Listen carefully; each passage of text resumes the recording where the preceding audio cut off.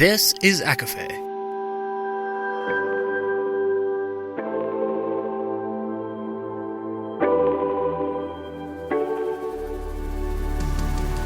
Laura Marie and Jessica Marie proudly present A Court of Fandoms and Exploration, a podcast.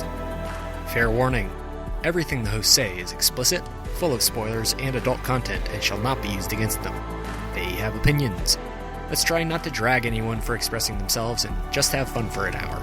We all deserve it. This episode does not contain spoilers, but there is a brief character mention from the Infernal Devices. There is also conversations surrounding general trauma and violence.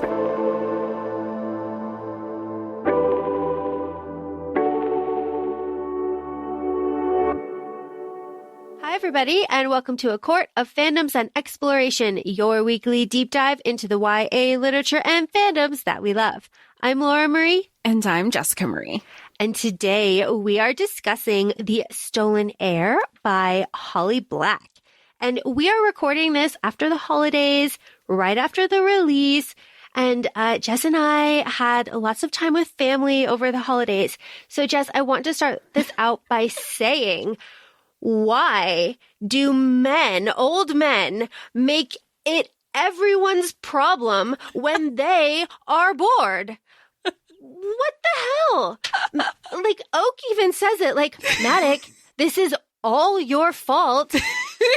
All you had to do was fucking chill, and none of this would have happened. Like, why is it old men? This comes back to you. Yes. Old men. Well, then he also says he was like, or maybe it was even Ren, where she goes, old, you're like the old guy with bad advice. And he goes, just because I'm old doesn't mean the advice is It's just like, Maddox, my guy. And then Oak goes on to the whole thing about how, like, he worked in a slaughterhouse for blood, and he got everybody in his, like, HOA in the apartment. Like, I feel like you manifested that, because in one of our episodes specifically related to the Cruel Prince, I think it was our Queen of Nothing episode, and how the King of Elfhame learned to hate stories, you even said, I want to know what Maddox has been doing this whole time, or what he's going to be doing in his exile, because I would love to see that. Could you imagine Maddox trying to, like, look at this pizza, and they mentioned pizza here, and then you found out he's just doing, like, HOA wars? Go, Lord got her wish. getting old ladies to stab people in the neck. Like, Maddox. You got your wish. But, like, honestly, you weren't specific enough. Honestly, if Maddox had just chilled, then this half of this story wouldn't have happened, and we could have just, you know, had Lady Nor and everything going on without, you know, Oak having to go get Maddox because nobody else wants to fucking deal with it because it's bad politics. Like, welcome to The Stolen Heir. I have successfully read this through audio 3 times now. The first time, very jarring, didn't know what to feel, didn't love it. The second time, much warmer, really got the story and figured out the story. The third time, sucked back into Faerie, really loving the beautiful nightmare that Holly Black creates when we explore Faerie, really loving it. Appreciated the ending a lot more. I was able to read this twice, and we'll discuss, like, both of the ways that we've read it throughout this episode.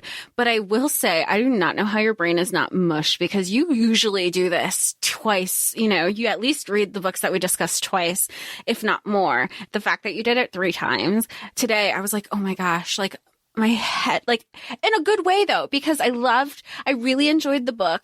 I knew I was going to need at least a second read.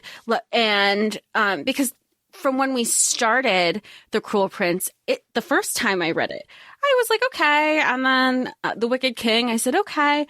Then The Queen of Nothing sucked me in, and I reread it all over again, having the context that I did. And I was so able to enjoy it more.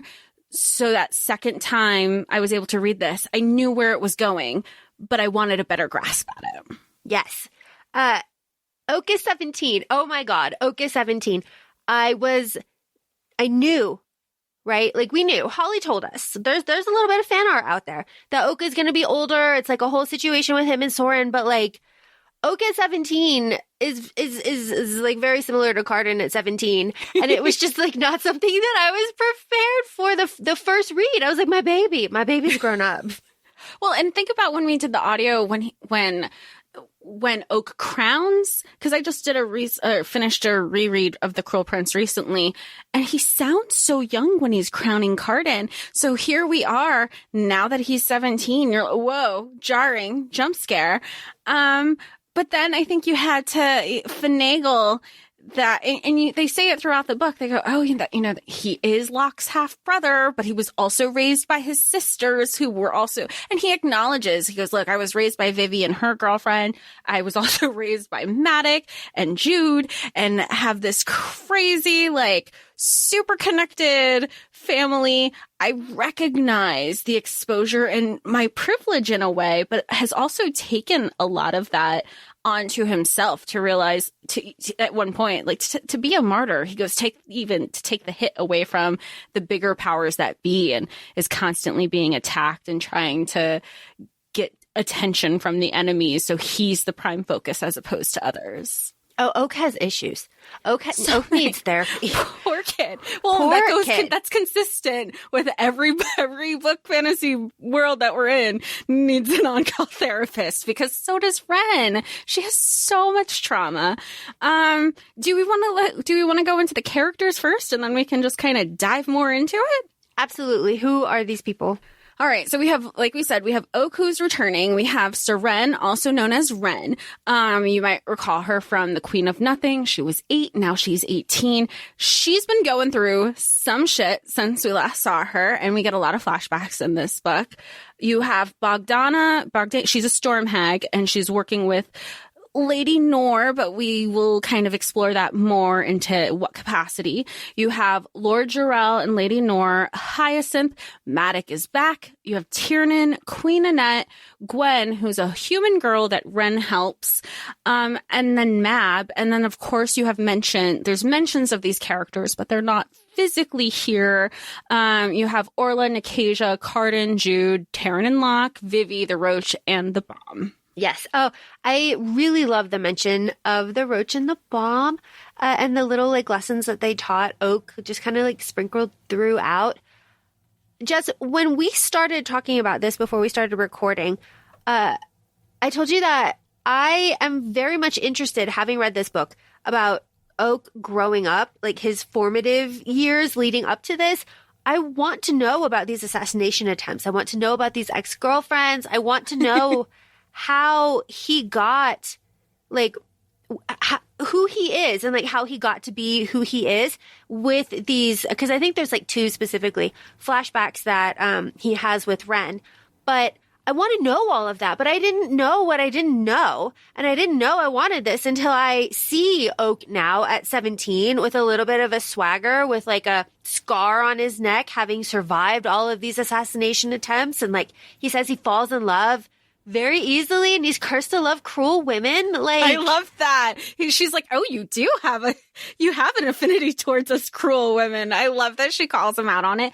I feel like Suren is kind of like the first challenge that Oak has had. He's so quick to fall in love, but he had Lara or Loana, who is the mermaid. She's like, she didn't want me, but she didn't want me to be with anybody else either. He's this other girl who, like, he wrote bad poetry for specifically. He even tells Ren, he goes, oh, I couldn't eat more than toast for a month after you left. Like, so heartbroken. That boy was pining for that girl at 10 years old.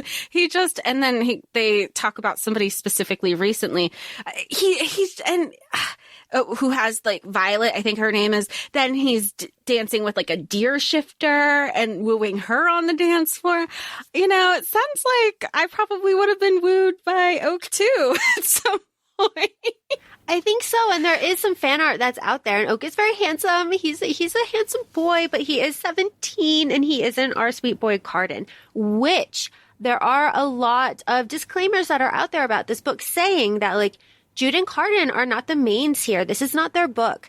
So I know that people had like expectations, right? But like this is very solely like Suren and Oak with gossip and like little crumbs of Jude and Cardan, which are just so delicious. And I feel like Holly did a good job, at least from my perspective, did a really good job in her marketing team to set this book up for that focus of Oak and Ren, because I think even at the end of Queen of Nothing, of course you have an epilogue of life after, Cardan and Jude are having pizza, they're celebrating, you kind of have those questions. But I feel like the marketing campaign really focused on that this was going to be an Oak story now that he's older. But after finishing this book, I feel like we'll transition into, and the whole gang's back. Because there's the last chapter, this is going to be full of spoilers. They even said Jude won't do shit for Maddox, but she's going to bring an entire army to get her little brother back. Oh, absolutely. And of course, we can't wait to see it because we love Jude so much. Let's just start going through this book, huh? We open with a changeling poem. Very fun. We know that Holly likes to do that. And then we have our prologue before we get to chapter 1. And we have right away that Ren was found as a toddler and she was thin, almost like she was made of sticks. Right away, we've got it right there. And that description of twig-like or made of sticks is used throughout the book to describe Ren. She says it, or people say it about her. And I found that very interesting and very fun. Did you pick that up immediately? The second time. Okay. The second read through. Because the first time, the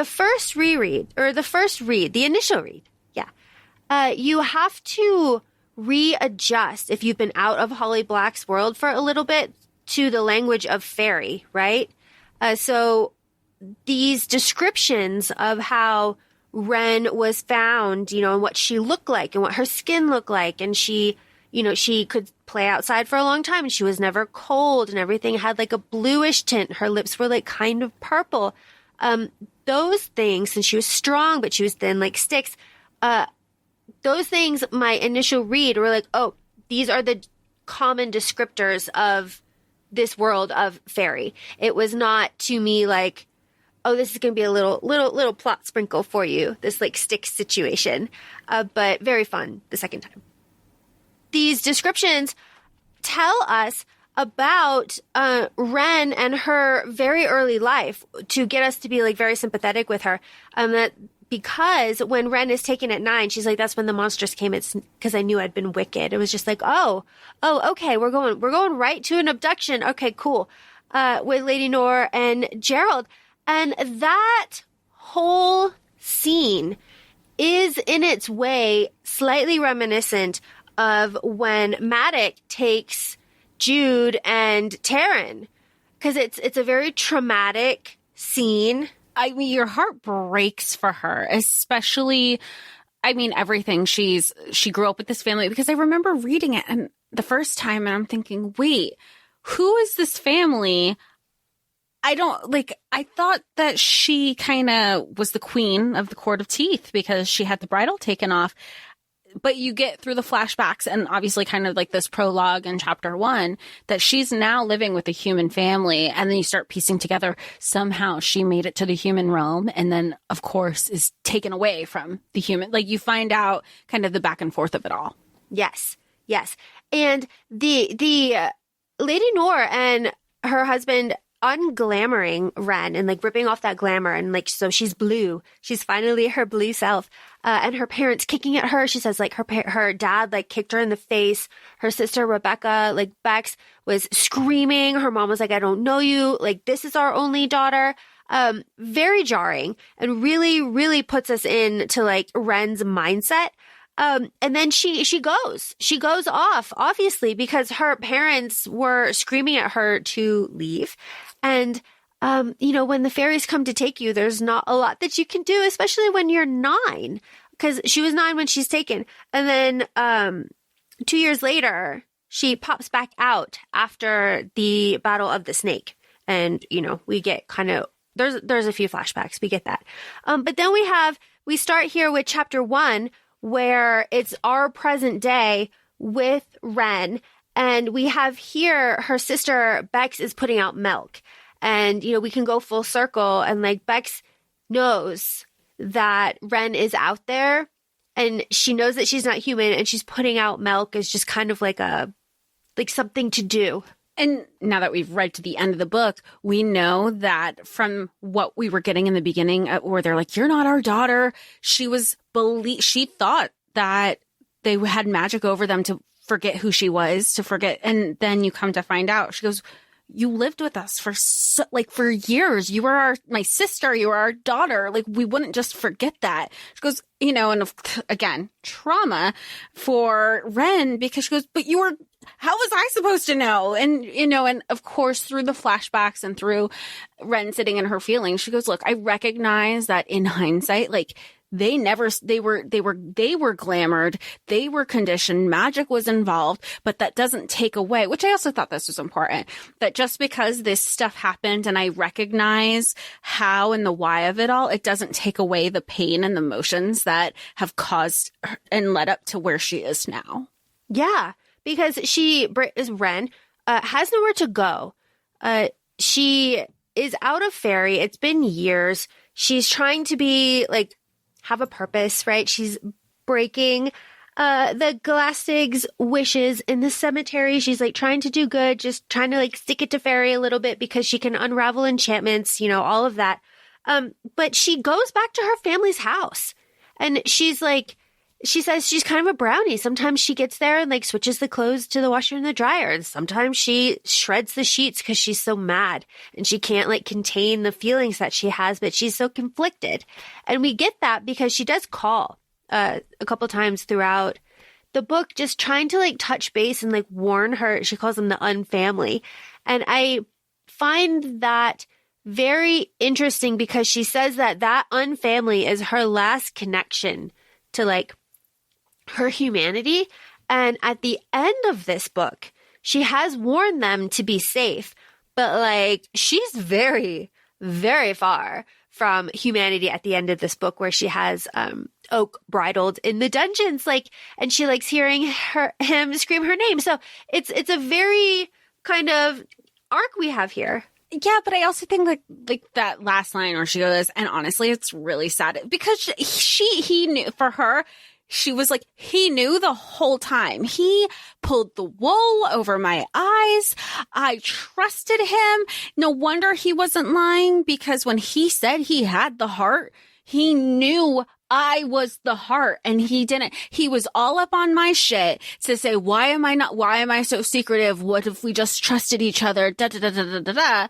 And then she goes, and then you fucking do this. No, I don't, she has a right to be upset. Everybody has fucked her over and she's pissed. Yes. And she doesn't even know. She doesn't know what she doesn't know, right?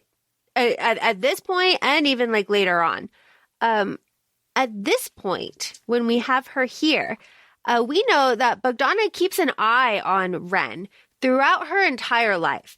We know, because we finished the book, that is her mother. Like, Bogdana is her mother. So she has been watching Ren, her daughter, almost her entire life in the human world. And when she would get too close to people and like try to make friends and stuff, like Bogdana would come and like hang pelts and like warn her off, like, don't do this. A very twisted fairy way to show affection, if there ever was one. But knowing that, like, Bogdana knows the whole time. She knows all of it, obviously.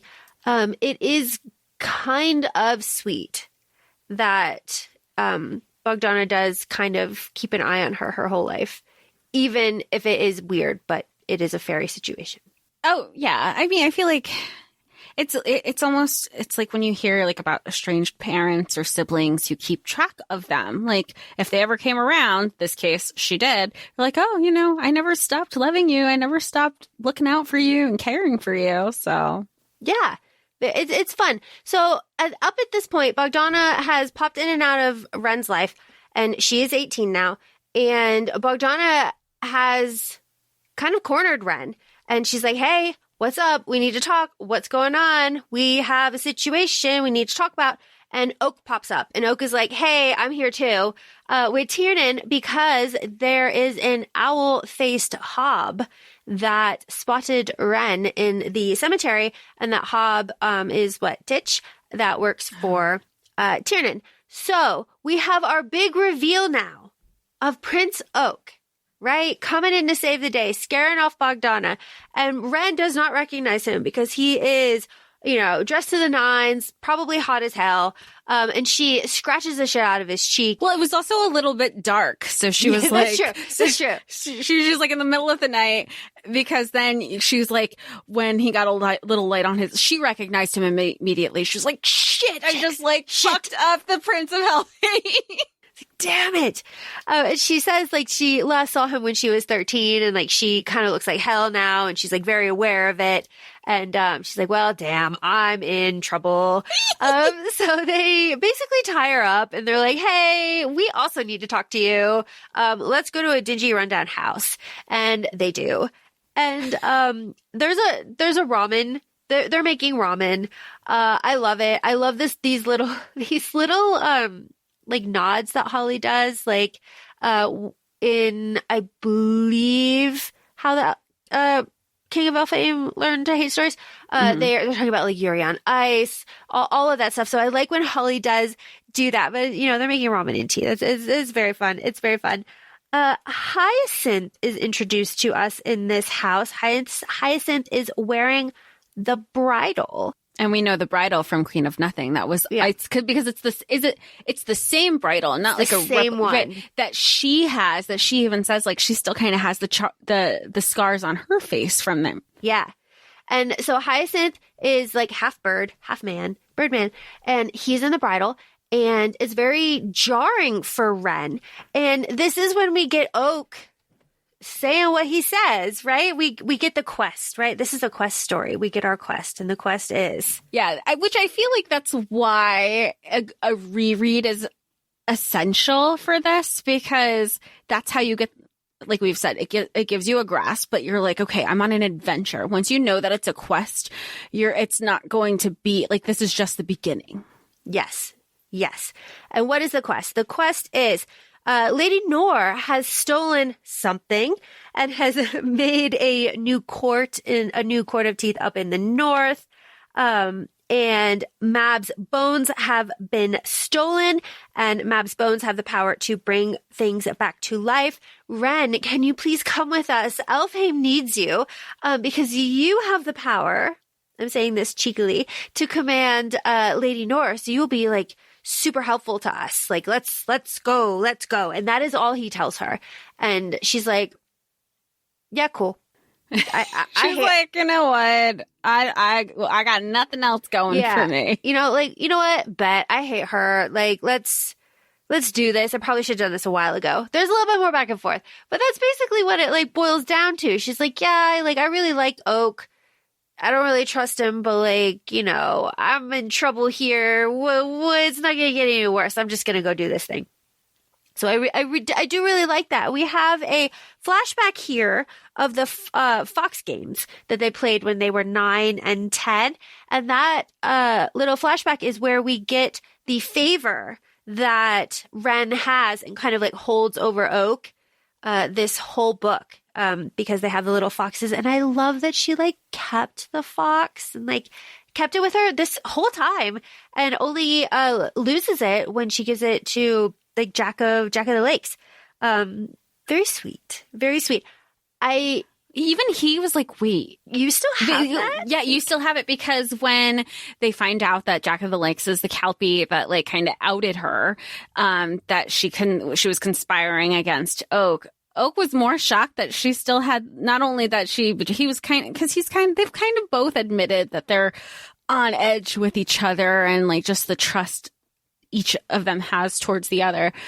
But he was more shocked that she had just one, because they had 3 total in the flashbacks, but she had one of them still. And he was just, she's been holding on to it this whole time. And I really do like that Oak was like, I'm going to get you out of here. Let's go to my room. It's such a child, they're children, right? It really does illustrate that they are kids. It's like, let's go hang out in my room. I'll hide you here. And like, he's like mean to his mom. He's like, I don't have to listen to you, Oriana. Get out of my room. Very cute. And then they drag Ren out 3 days later in chains. And they see each other one more time after that. Yeah. But like, that's so sad. I can picture that happening. Because we are very familiar with Elfhame and the palace and all, everything that's happening there. There was a line here that Hyacinth says that I thought was kind of a burn. Did you pick up on it? Hyacinth says, Prince, do you have anything to yourself? Or all you have are like girls' cast-offs. I was like, ooh. That's mean, but also like, what are you talking shit for, Birdman? Like, you tried to kill the king and were not successful. That's why you're in the bridal. Shut up. Sit down. Yeah, he's very ballsy for someone who like, and let's not forget, the bridal isn't just something that is just a horse bridle that's on. It ingrained over time. It'll ingrain itself into the skin and embed it into you, where I understand that you won't even be able to talk at some point because of the pain. Yes. Correct? Am I like, yes. Okay. So like, he's getting really comfortable. Yeah. So like, sir. But then Ren says like, I want to go get my stuff. So she goes and gets all of her stuff. And then she finds a note from Bogdana that says like, you cannot outrun fate. So, we're just like moving things along a little bit. But then they are attacked by the stick creatures, which like, I need to see them. I need to see them because like, they sound a little silly to me, but I'm sure when I see them in fan art, I'll be like, that's fucking terrifying. So that's the thing, because right now, I mean, granted, I know that they're more, I need to see the fan art, because when I think of stick creatures, I immediately think of, oh God, I'm going to date myself. Like, remember the Blair Witch sticks? Like, it's just literally just a stick figure with sticks. That's what comes to mind. So, but do you also remember in Fantasia, they have the brooms, the animated brooms. It's kind of like a combination where I'm imagining the Blair Witch sticks being animated. So it has to, I mean, especially Holly Black's because Faerie. They have human arms, they have human parts. That's a very good analogy. So like, I think with comparison. Thank you. But I think with like Holly Black, like you said, it is a very scary traditional, like how Fae can be traditionally, because how many times when we started reading fantasy together where I would be like, I want fairy wine. I want to go to a revel. I wanted this. And you go, no, traditional fairy. That is terrifying. You do not want to do those things. And I'm like, but it sounds like so much fun. No, not in this situation. Although for Oak and for Ren, who are full-blooded Fae, none of those like rules about the food or anything apply to them. So that is very fun and something that is taken away from us that we do not have to worry about, that we had to worry about all the time with Jude. So I did find that fun. But what happens here? The Oak is hit and he is poisoned. This is the first time that Oak is poisoned within like this quest. And well, damn. Well, was it kind of like a one-horse trope, would you say? Because they were on the horse together. And then even Ren says, like, I love that she wasn't concerned about him. I kind of love it. She goes, oh, damn, that could have been me. Like, he was wearing armor and shit too. Like, yeah, damn. like that. Like, and he must have just like gotten a tip of the poison, must have been in him, and how she didn't even recognize. And Tiernan's like, "What the fuck is happening?" And she didn't even recognize because she just thought he was like leaning against her, but she didn't pick up that he actually passed out. I don't know. I found that so funny. But you know what? It's in line with her character because she has. I don't want to say she's been exiled, but she's kind of been in survivor mode for so long that it makes absolute sense why she wasn't like, oh my gosh, poor Oak. She was like, oh my God, that could have been me. Yeah. Because that's how she has been conditioned for the almost 10 years now. Yep. Survival first. Yes. Yeah. Yes. We get that fun, kind of funny scene at the hotel, right? Just kind of with Tiernan and Ren going and like glamoring themselves and being like, we want these rooms, like all this stuff with all the money and everything. We're totally normal. We're totally normal people. But But we do get Hyacinth trying to like sow a little discord here because he's like, hey, I think that Tiernan is under Oak's thrall. I think he's under a spell, right? And Ren is like, what the fuck you on about? He's like, oh, you didn't know that? You didn't know that about Oak? Oh shit, I didn't say anything. He's this charmer, that he has this, he's just, he's a deceiver. He's been trained in the art of courtier, like all this stuff. It's like, okay, Hyacinth, who you have your boyfriend call him Sin. Okay, cool. We get our Kelpie. We get Kelpie, Jack of the Lakes. I like Kelpies just because I like the Black Witch and I like the Kelpies in there. So they come over here and they're the same Kelpies. Very fun. And then they finally, our little quest group gets to the Court of Moths. Very fun. We have troll guards. We have a revel. We have very courteous. We'll take your prisoners to the dungeon. No problem. We'll take that away from you. You need a seamstress? No problem. Are you hungry? You want to sleep? No problem. That's fine. You are all welcome here. And Oak and Ren are like, what? What are we on about? I like that they're on guard though, because they're like, this is sus. Like this is a, it's like when people say they're growing up and they finally have teenagers and the teenagers try to do something like, no, I'm on to you. I started that shit. I know exactly. That's what this feels like. Go, I'm on to you. We do this shit in Elfhame all the time. Yeah. It's like, you can't bullshit a bullshitter. Right. And Oak is just like, I'm on to all of this. Do you not like, that's how I feel like that happens a lot with Oak, where he goes, do you not know who my sisters are? Right? Do you not know who my father is? Do you not know who my brother-in-law is? Do you not know who raised me? Like, let's get real. But he has, and we learned that Oak has like carefully cultivated that identity, so that he can be, I think the phrase they use is like the ship that the rocks break against, so that he protects his family and that his family doesn't know that he does that. Yeah. So that is like kind of a whole thing. Is it Tiernan who says, I guess Tiernan and Ren are having a one-on-one regarding that specifically. And Ren says like, well, when did you pick up on it? Because Ren picked up on it right away, this meet that they've had since not seeing Oak for almost 8 years or something. And he goes, I picked up on it, but God, it'd be so much easier if the rest of the people like picked up their shit like this. This is like getting exhausting.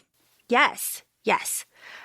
Queen Annette is there. Queen Annette is pregnant and she does give the symbol to Oak for safe passage because the party, Oak et al., have to go to the Thistle Witch, and the Thistle Witch will help them discover what is lost with her divining rod so that they can continue on to the Court of Teeth and do what they need to do.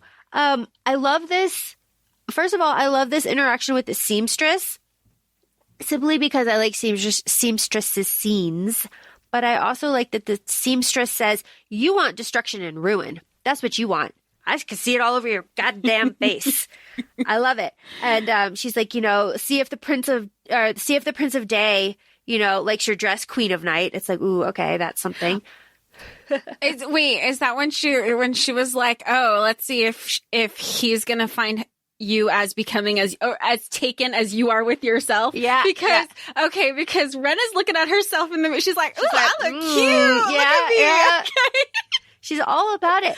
And one of my favorite, and it's not even like, I guess it kind of is a flashback, but one of my favorite scenes with Ren is when she is remembering this sundress, right? This sundress that she has.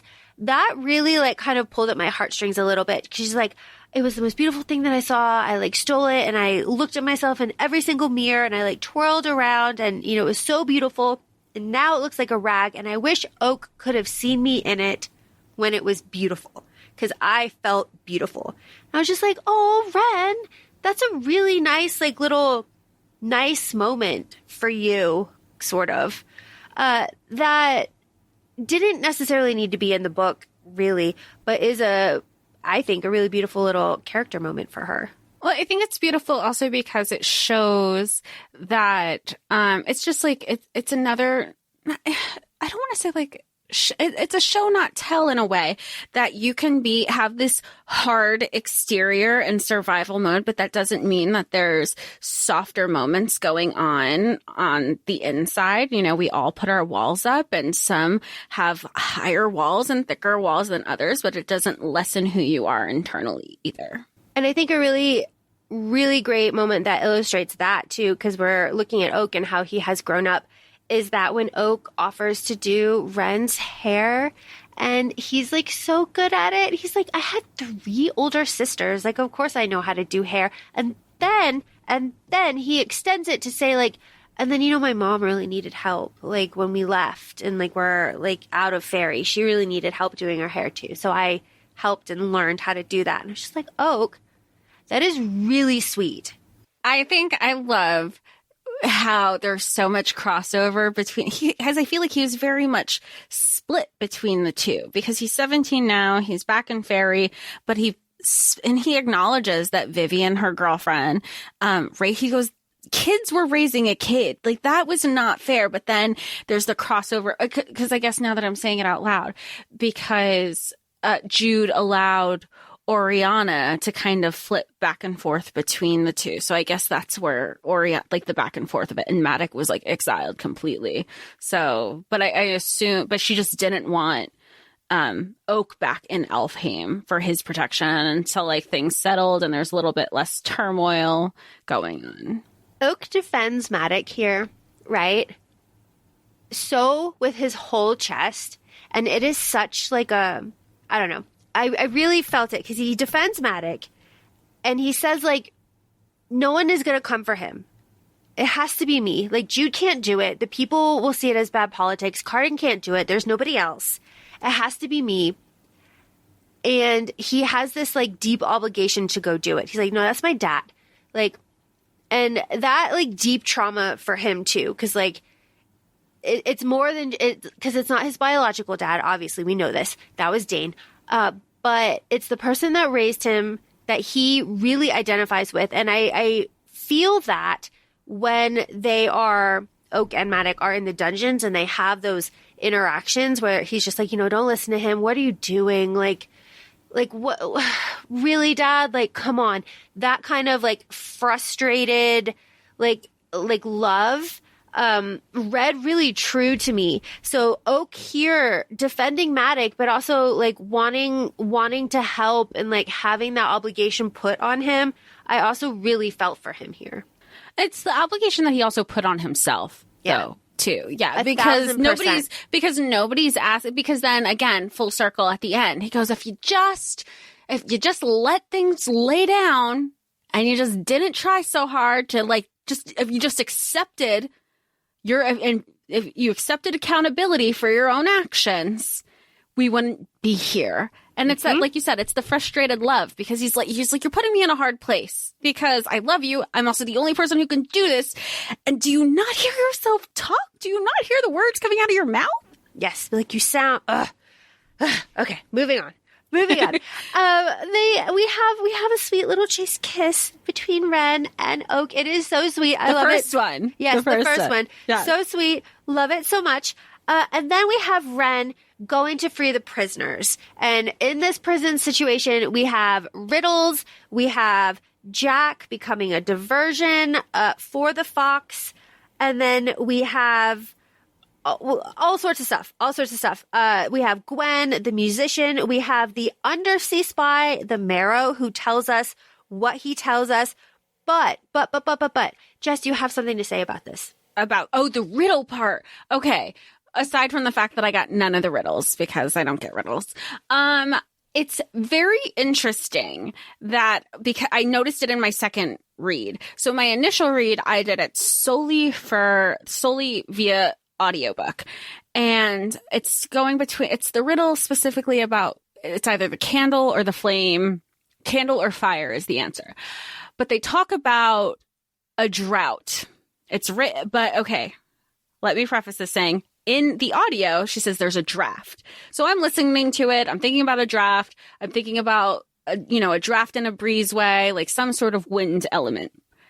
my second time I read this, I read the audio with the physical copy in my hand, just again, so I can have a better grasp at the story and everything.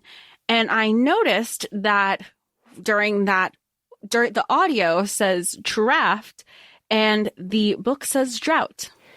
So whoever the entity is that is in charge of the quality control between print and ebook and audio and library, ACOFAE just wants to talk to you. We just want to talk because that is a big difference. That is... Yes. Two different words and two different elements. Yes. I mean... And on top of all of that, I mean, this is just like a critique that we've noticed because of the different ways that we consume the books that we read. When I was listening to the audio, it would say chapter 6. Well, on the screen, it would say chapter 6. The audio didn't say it, but if I'm looking at Audible, it'll say chapter 6. But I would be holding chapter 3 in my hand. So I don't know where that alignment is, how that's broken up. Maybe that's just like a tech thing. I don't know. We just want to talk. Just want to talk. Okay, the prisoner situation. Gwen and her boyfriend, they get Gwen out. Right? Everybody gets out. Everybody gets out of jail. Ren does a big betrayal here. She's betraying everybody. And she also ends the curse on Hyacinth because she is an unmaking. Yeah, she frees him. He kind of pledges loyalty to her in some capacity. Then she freed Gwen who's the human, just to free her. And it's just kind of unheard of. And Oak even says, what do you mean you're doing something without asking for something in return? That's not the way of Faerie. And so at one point she goes, oh yeah, give me your phone. And everyone's like, not a year of her life. I don't know. Because that wasn't her concern. She's like, I guess I'll take your phone just to try to, I don't know, save face. Yeah. And she uses it to kind of hatch that plan because she sends Hyacinth north. And then she's like, okay, he's going to get your boyfriend out. He's going to get the marrow out. And he's going to get you out. Give me the phone. And then you text your phone. So you text me to make sure that you're good. I just want to know that you're good. And so Gwen does do that. She's like, text me back. I want to make sure that you were real. And my boyfriend's out. Here's a picture of us. Very, they very were so cute. Because even Ren's like, I think she likes me just as a person. I think we'd be friends, which friends are so hard to make. Friends are so hard to make. Thread. So it's very fun. And then of course, all the riddles. But the Morrow says some stuff. This is stuff that I'm sure will be important in later books. He says that war is coming. There's blood in the water. And that Orla is weakening. Nicasia is also weak. And Kieran Cronin, I think, is coming. So that is what's happening in the undersea. So plot in the undersea. We don't know what any of that means. That's one of those things we don't know. Not gonna say, you can't really speculate because it's literally on paper. Yeah. There's nothing to speculate. War is coming. Underwater, undersea is gonna go to war. Who knows what'll happen in the next book, but that'll definitely be something reoccurring. Absolutely. And later on, we even find out that Nicasia is rumored to start a competition for her hand in marriage or whatever. So that might be happening under the seas too. But what is happening, though, is a duel. And in the duel, we learn that Oak does not know how to fight for show. He only knows how to kill people and things. And he fucking kills that ogre. And everybody's surprised about it. Everybody's like, oh my God. Everybody's surprised about it because Ren said the night before, previously, the night before or something, oh, everybody must have caught wind at what a poor fighter he is. So that's why they chose that as some sort of oh, you can do this or you can do a duel. And now we know Oak is just putting on a performance for everybody. Oh, I'm really bad. I don't know how to do it. And then he dupes everybody. kills the way we know Madoc kills, because think about it, it's just such a throwback also, if you think about it, to Queen of Nothing, where he goes after Jude. He doesn't hold back at the fact that she's his daughter. He goes hard, and Jude is the only one who learns some sort of self-control. But really, she goes to kill too, and she's given him a lot of grace, especially at the end of Queen of Nothing, when she's only exiling people and not like unaliving them. Yes, because she was well within her rights to do that. So what happens here? So we're dueling because Ren got caught, right? And they're like, oh my God, Ren, the betrayal. But Ren's like, fuck y'all. And there's the duel. There's also a riddle, right? Because it's like, okay, Ren, like Oak got off because he killed the ogre or whatever, but like, you got to fix this riddle. And the riddle's difficult. And Ren's like, I got the riddle. You have to behead me. I'm out of here. So then they make it to the Marsh of the Thistle Witch, where we get all of this plot. But before that, we have the flashback of Suren being age 14 and Oak being 13. And this is when Oak is just like really fed up with everyone trying to kill him. And he just wants to run away in the forest. And Ren says, like, you can stay the night. But then by the time she wakes up, like, he's gone. Like, and this particular flashback is when he's kind of like word vomiting everything to Ren. He's like, oh, everybody's coming after me. This is such a headache. I just want to run away. Things, and he's like kind of angsty, and I get that too. It's like, things will be so much easier without me around. Like, they'll see that. They probably see it now. And she's the only one who could relate to him. And he's like, you ran away. You're kind of living it up ish. Like, how did you do it? I want to learn from you. And she's like, look, like, you're sweet boy. Go home, because you know what's going to happen. They're going to make you promise to never do that again. And you're Faerie, so you can't break your promise, and you're responsible. You can't do that, but stay the night. We'll chill. And he left the next morning. Like, I felt really bad for her, even though it wasn't like it was a one night thing, but it was super platonic and just, I don't know. I felt, Ren is just looking from some sort of camaraderie and interpersonal relationship from anybody. And she's, and that's how she becomes, like, I guess, a little bit more feral over time until, like, to the point where we get to present day initially. Yes. So if we are back now, present day, in the Marsh of the Thistle Witch, we have this absolutely wonderful little line that Oak says that I just absolutely loved. Well, maybe I'm glad you gave me the opportunity to be my best self, my worst self, my true self. I just love it so much. Oak, really. Of course. I feel like he's pulling on your love for Cardan heartstrings in this book. He is. Because by this point in the book, it's like, okay, you're killing people. All right, cool. I get it. You're like grown fairy man by now. All right, you're a little too young for me, but like, I can see it. But see it. 17-year-old Laura. Yeah, right. But like, age appropriate Laura would be totally fine. Age I am at now is like, I can appreciate from a distance. I am happy for Ren is where I'm at. So the Thistle Witch gives us a lot of plot here. I've got the notes. Do you want me just to read it out real fast? Please do, because I just have the page numbers. Okay. You don't want to hear me read everything. Okay, so we've got the Thistle Witch who's telling stories over rats. And, Oak gives gifts and she's like, meh about him. And she looks at Ren and she's like, you are nix, not, and nothing. And then she tells us a story, right? Because they're asking about Mab's bones. And she's like, I can tell you a story. So Mab was born when the world was young, and the hags all have like a convention every year about how being a hag is like cool. And Mab came to that and is like, hey, I want to learn hag magic. And everyone was like, fuck you, except for Bogdana. And Bogdana, gave Mab the ability to create life. So in exchange for that, Bogdana, this is the whole plot, by the way. Bogdana gave Mab her daughter to raise. That was the deal. Okay. Mab called Bogdana's daughter that she had to raise Melith, mother's curse. Okay.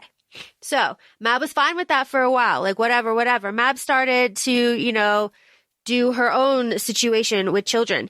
And she started to find a way to get rid of Melith. So she started bragging to everybody that she found a way for Clovis to rule. So she put that out there, and then she switched the kids so that Bogdana killed Melith, who was her daughter. Okay. So when she did that, Bogdana realized what she was doing. She put an enchantment on Melith's heart and took it out of her. Okay, took it out of her and kept it. Okay, so then there were curses on each other. So Mab has to keep the heart close to her for magic to work, or else all of Mab's magic will be unmade. Okay, and then the other curse is Mab cannot hurt any of the Greenbrier line, and Bogdana cannot hurt any of the Greenbrier line. And Mab's bones, you can grind into a powder, but they will, get used up, and they will all eventually unravel. That is like most of half of the plot there. That part was so confusing because all of a sudden, Clovis, I was like, who the hell's Clovis? Where'd this person come from? Like, I understood, like, sometimes, but that being said, when Mab was raising islands, I was like, oh, that's Cardan. Yep. I see you, Cardan. And so I was like, oh, and then part of me with some of these callbacks, I'm like, did we know about Mab existing in the first? I don't know. I haven't had a reread of Queen of Nothing, so it made me think, like, was I supposed to know this the whole time and I didn't put anything together? Mab is, there's like an underlying lore of Mab woven throughout there. Oh, okay. But it's not as, it didn't go as deep as this. No. Okay. That's where I was like, I know Queen Mab. Not only do I know we've talked about it, like I knew I had heard the name. So I thought there was like, was I supposed to know this? I don't remember now. No, you're totally good. And then Oak and the Thistle Witch go off to locate, what was lost. What we know is the heart. And they come back and they're all like fucking shaken. And they're like, yeah, it's safe. It's totally safe. It's fine. That's when she's like, I'll tell you, but I can only tell him. Yeah. That's when they go off. And then that's when Ren and Tiernan have their start having their little one-on-one stories. But that was right before, so right before they go off to do their one-on-one, Oak and her, he's like, I'll give you anything you want. And she goes, you will give me the very first thing that I request. Like what, and he goes, done. But it I'll never be king. I was like, God, and this is the second time. And by this point in the book, because we're around page 178, 179, this is the second time that he's like, blah, blah, blah, I'm never going to be king. I go, foreshadowing. But I sent you an emoji when I ran to it. I was like, God, you never say that in any fantasy book. Never say that. I'll never be king. I'll totally promise that I'll never be king. And I'm not saying that it's like Cardan's going to die, but we also know from the first book that they were just going to transition the crown. Like they weren't going to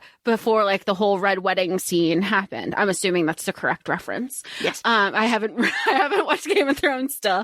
The whole red wedding scene in the Cruel Prince, it was just initially supposed to be a crown transfer. So I'm kind of hoping that we don't have an unaliving of Cardan and it's just a transition. Who knows? But who knows? I'm getting ahead of myself. I'm sorry. I digress. After they come back, after the Thistle Witch and Oak come back and they both realize that Ren is the heart of Melith, Oak tells Ren to leave. He's like, get the fuck out of here. Leave. I don't want you here. Leave. And Ren is like, the fuck? I can do the thing. And he was like, out. Leave. It took the second read to pick up, because, Faerie can't lie, that he's saying and being that aggressive because he doesn't want to, like, he doesn't want that negative stuff for her. He doesn't want her to be a pawn in this whole thing. So he truly does mean, I want you gone, because of, like, that is not a lie. It's not like, and it's not in a malicious way either. Yeah, not at all. He's like, get out of here. And she doesn't. So they decide they need to go to the Faerie market. They have to get a boat. They have to go to the stone forest or whatever.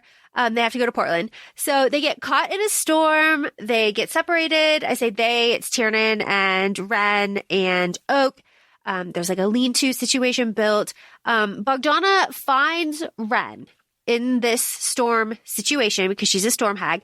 And she says, like, the prince is your enemy. And then Bogdana tells a story. So now we have 2 stories. And between these 2 stories, we have the whole story, which is like, ugh. I have that as well. Do you want that? Yeah, and this is going to be really the story of Ren's birth, how we get there. And if you have the physical copy of the Barnes & Noble edition, which is one of the copies that I have, it is like around pages 200 to 202. So Laura, go ahead. Okay. Queen Nor wants a baby. King Gerald is on his 3rd wife. Okay. And he wants a child to use that child to betray the high court. And Queen Nor, Lady Nor, is like trying to take it upon herself because she knows she'll be killed if she doesn't have a baby. So she's like weaving spells and like trying to do everything, and it's just not working. So obviously it's like Gerald's, but that's not, that's not here, none of that. Anyway, so they enlist the help of Bogdana, the hag, and says, like, we want a baby. And she's like, bet, I can do that. Yes, a baby. Follow my directions. And they go, okay. So they build a daughter, like, out of the snow, and make her, like, very lovely and stuff. There's lots of descriptions about it. And then Bogdana needs blood from them because she will be their daughter, and then magic from her, which she says that she freely gives because she had like a secret. Ooh, what is that? And then she says that in this situation that everyone was taken with Ren because she was such a beautiful girl when she started to like flutter her eyelashes. But we actually learn a little bit later on that they were kind of fucking scared of her in this moment. But Bogdana, being the mother of her, loved her right away. So Bogdana gave her life and also like put that heart in there, right into there. And it is because of this little story, that Bogdana tries to guilt Ren into like helping her, right? And being like, I can only tell you so much because of like these constraints from Mab, but like can't harm the Greenbrier line, but like you totally can like, take over. You don't need Oak. Like you have a claim to this. Like you and I can take over and be powerful. We don't need any of these other people. And Ren is like, what? What are you talking about? Really?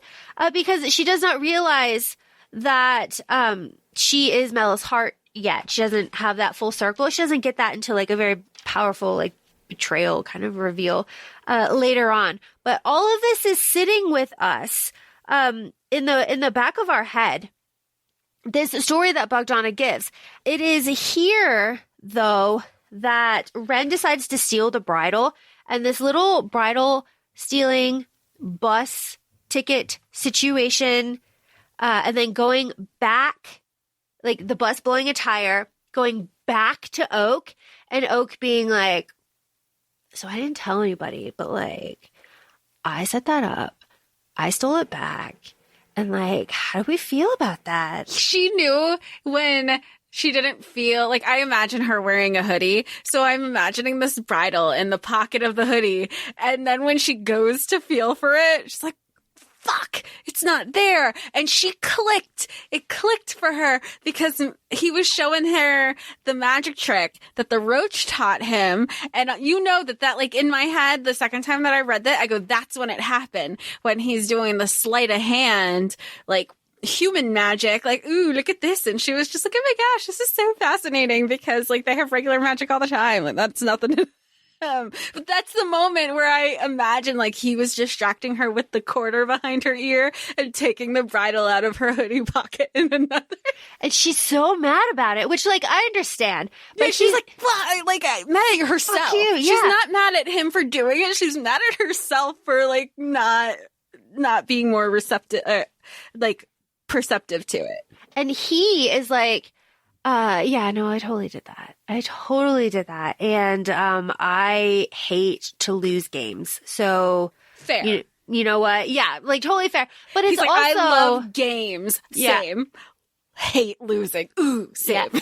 But it's also like, Oak is a fairy. Oak is a little bit scary. And there are these little reminders here, like that he's an excellent swordsman, that he can deceive, that he can keep secrets, and that he can steal and like do all of these things.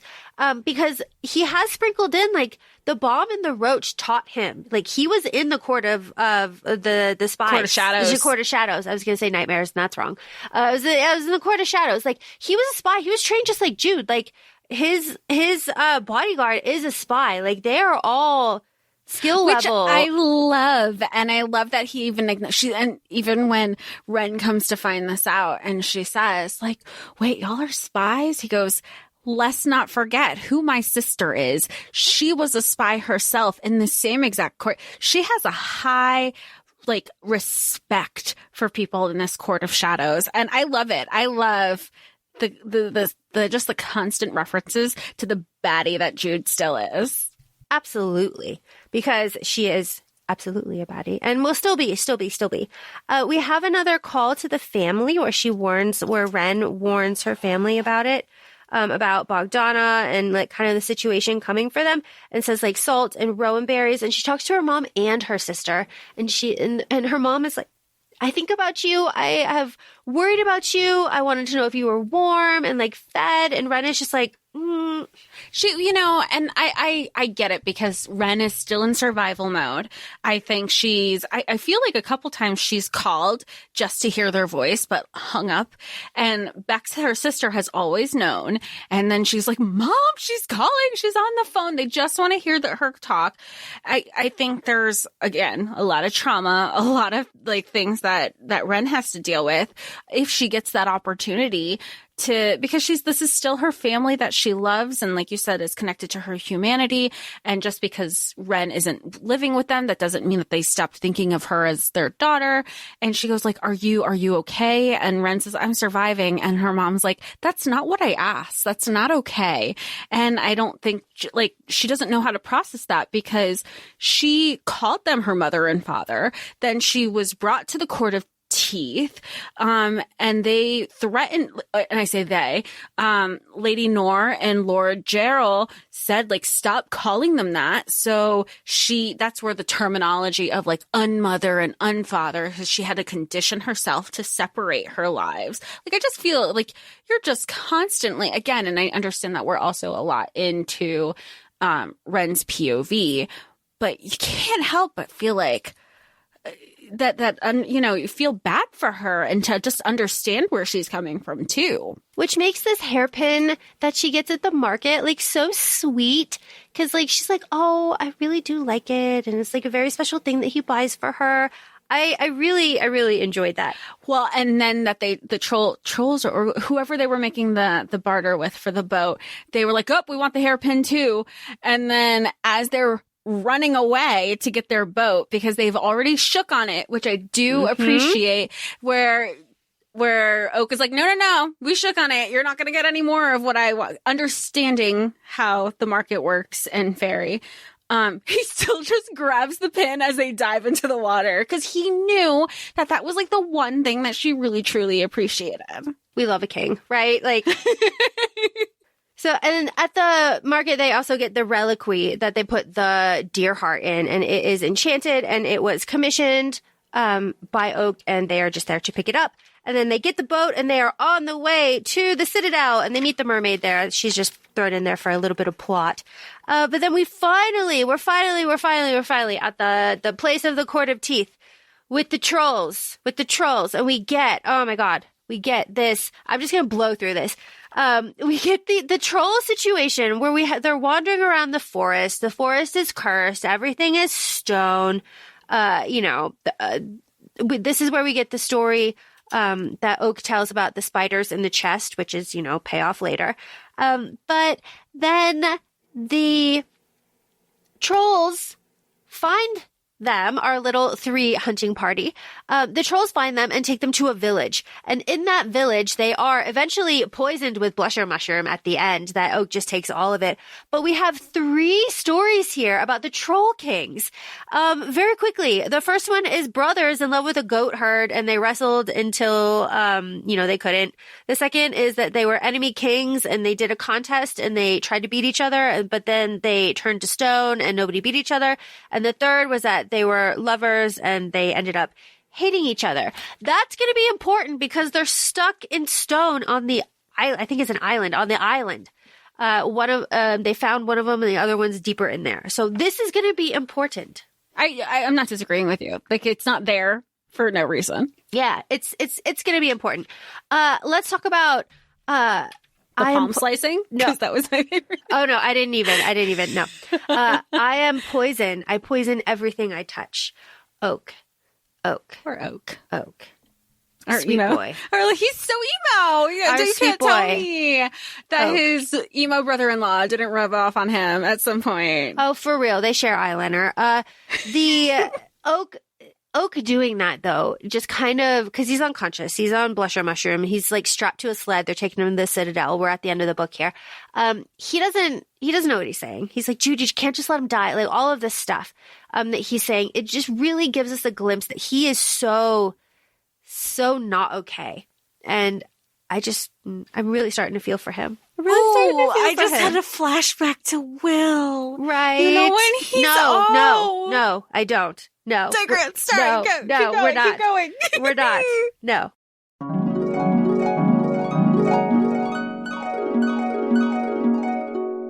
Hi, it's Laura Marie just popping in here to say that yes, I did shut down Jessica for talking about Shadowhunters and Will Herondale. We are running really long on this episode, but I am taking this opportunity to just pop in and say that the Stolen Heir reminded me so much of House of Hollow that it was kind of uncanny. And I didn't want to say this in the actual pod recording because Jessica Marie has not read House of Hollow yet, and I did not want to give her any context about anything.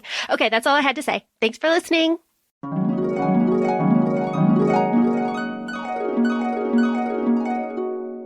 They change into servant's clothes. Tiernan stays with the heart. So from here on out is the end of the book in the Citadel. Okay. They go to Lady Nor's bedroom, whatever. They're caught, whatever. They end up seeing Lady Nor. But there is a vow that is made here, and the vow is don't leave me behind. And Ren says it to Oak, and Oak says, like, I won't leave you behind. Like, it's like kind of a vow that is made there. And it's important. It's important, I think, at the end. But then we meet Lady Nor. Lady Nor, she's got her necklace of her husband's hands. They kind of move. Cool, I guess. And Oak says... That's one way to get a hand necklace. I know, right? Right? It does move. This is YA, people. This is YA. Ooh. But then Oak makes a declaration like, yeah, bitch, I have the heart. I have it. I have the heart. And he cannot lie. So everyone was like, where? Sir? Where? And then they have to kind of like bargain for it. But Lady Nor like pushes a petal into Ren's mouth to control her because Lady Nor knows that as soon as Ren can talk, and Ren has been bound, her mouth, as soon as Ren can talk, she will control Lady Nor through the oath that was given at the end of the Queen of Nothing. So the petal is there. So Ren is basically powerless here. She cannot speak. And to go steps further, they cut off her tongue. They cut it off, which I give credit to Holly Black because she does do the damn thing. And I was not expecting them to actually take the tongue. Yeah. And they do take the tongue. I reread that part because I go, wait, did that really happen? I feel like that happens a lot whenever we're doing fantasy, especially when we're reading an audio, because you take a moment and feel like, wait, they did the thing. Did they really just do the thing? Yeah. Yeah. And they really, really did do the thing. But then we get everybody in the dungeons, and then we have Maddock. Hey, Maddock. Maddock, what's up? Maddock is shivering. He's been there for a while. Like, Maddock, really? I don't even feel bad. Do you feel bad for Maddox? No, he did it to himself. No. Yeah, okay. No, good. I'm just like mad and frustrated that Oak has to go get him. Yeah. But this is where we have the, like, monsters have teeth like mine. Maddox says, like, I could have taken the Citadel. I could have done it. These goddamn trolls were in the way, but like, I could have done it. And that's where we have the bad guy advice that you brought up from the beginning. Hyacinth is there because he was sent there and, from earlier on, he gives the key to Ren. And this is where everything starts to go fast, fast, fast. So as soon as Ren has the key delivered to her from Hyacinth in the prison, she gets out and leaves the key there for Ren and Maddox when they wake up. And then she goes to the throne room. You mean Oak and Maddox?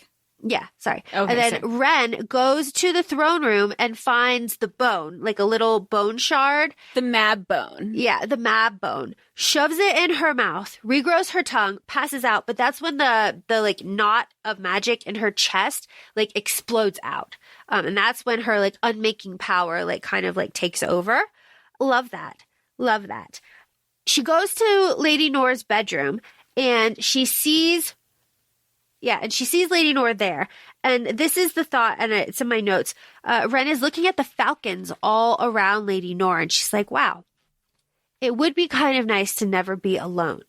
All that to say, don't leave me alone here, Oak. Don't leave me here. All of this kind of helps make the ending that much more like, yes, this is obviously where it was going the whole time. Like, these are all the little, like, clues. Very fun. Well, and even just like her saying like coming back to the Citadel, she hadn't been there for years. All the trauma that came with her being stolen from the human world, that they just made it a miserable experience, changing her tears to glass so they would scrape her face so she wouldn't stop crying.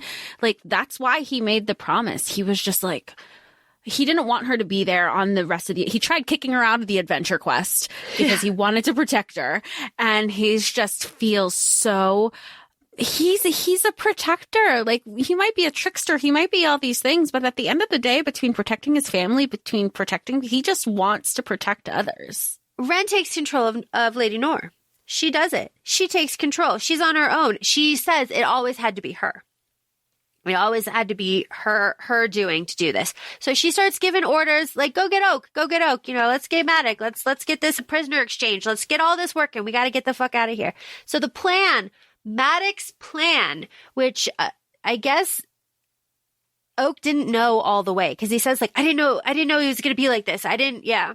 Which I think it's really interesting that you brought up the point earlier where we had to remember that Jude was mortal. So there were certain factors that we were like the food and the poison. Like, this is the other part that you don't factor in. Like, or if you remember, they're all Fae. They're all Faerie. None of them can lie. So even Ren brings up that point with Lady Nora where she goes, in her twisted mind, she can't lie. So in her twisted mind, she truly believes everything that's coming out of her mouth is truth. She thinks that this is what is best for me in some weird capacity. Like, that, I feel like we have to remember too. Like, everything that they're saying is truthful this entire time. Yes.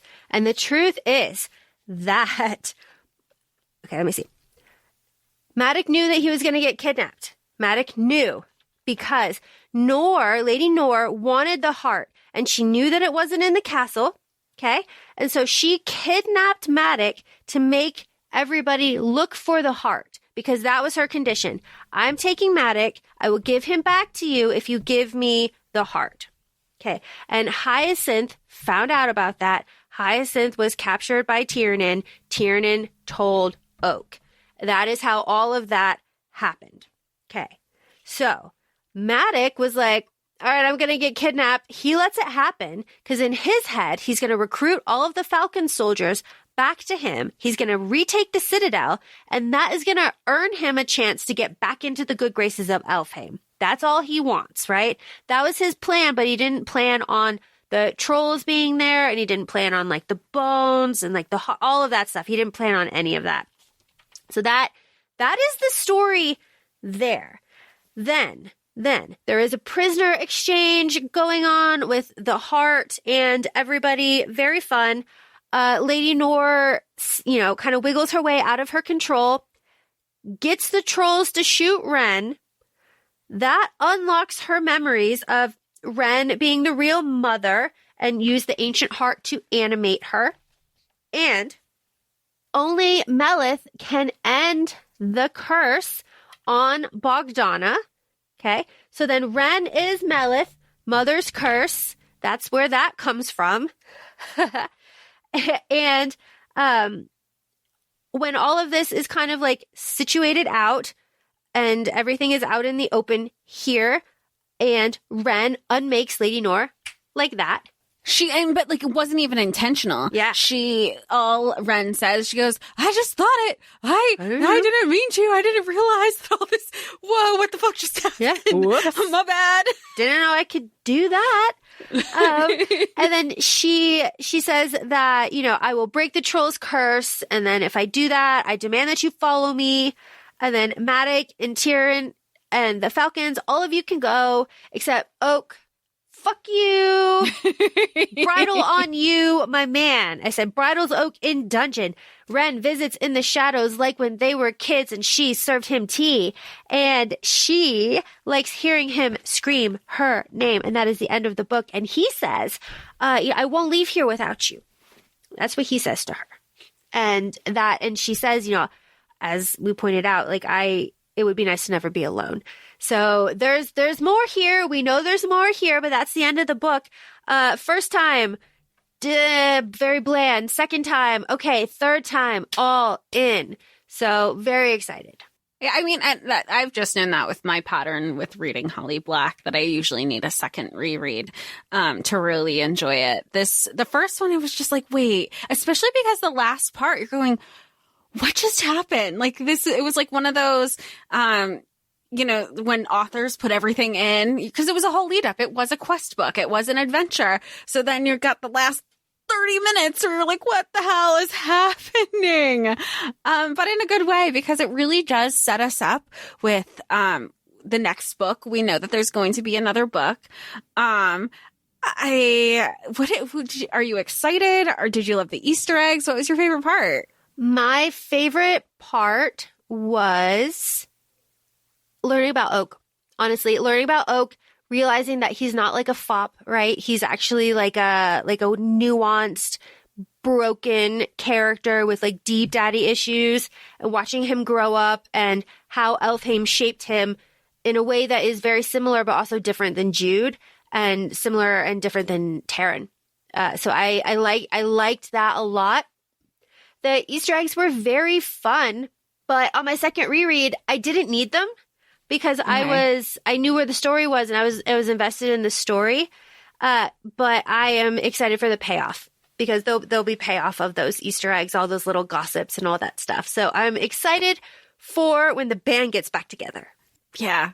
I'm really excited about that. Not that I didn't love this book. Like, it was really fun. It was just, you had to, I think that seems to be the general conversation that people are also having, is just like having to pivot, the point of view, where the story is going, because we've had Elfhame for 3.5 books, if we want to include the novella, for so long that it's just like, oh yes, crumbs, more, give me, and how it's going to go, because we do know that, and every writer is different. We also know that Holly Black and Cassandra Clare are best friends. So for all, maybe there was some insight to say like, hey, look, I've written over 20 something Shadowhunter books, and bitches love Easter eggs. So we're bitches. We're bitches. We love Easter eggs. So maybe that, because it didn't feel like it overshadowed the book either, because you're also getting these Easter eggs, not from Oak's perspective, but from an outsider who's not part of the Elfhame court. You're hearing, people, what was one of the lines? They were like, oh, your sister's going to come here. Your sister can do whatever she wants. And Oak's like, she's going to want to wear your skull as a hat. Like, I love that she's still intimidating people years later. Like, people do not fuck around with her. And also when, they're even like shading Cardan, somebody goes, it pleases me to see it, but like in compliments to Oak, it pleases me to see a greenbrier with some teeth. I assume, and Ren is even saying, I assume that the last is a dig at the High King, who is well known for leaving the fighting to his wife. Like, I love the little Easter eggs that we're seeing in a different perspective, that it's like, put some respect on Queen Jude's name. 1,000%. All of it makes me very excited for the next one. All in, would recommend. Oh, absolutely. Thanks for joining us, for being a part of the Folk of the Air continuing series and joining us on this journey. Feel free to follow us on ACOFAE Podcast on Instagram. We're also both on TikTok with ACOFAE Laura and also ACOFAE Jessica. Thanks for joining, and we'll talk to y'all soon. Bye. Bye.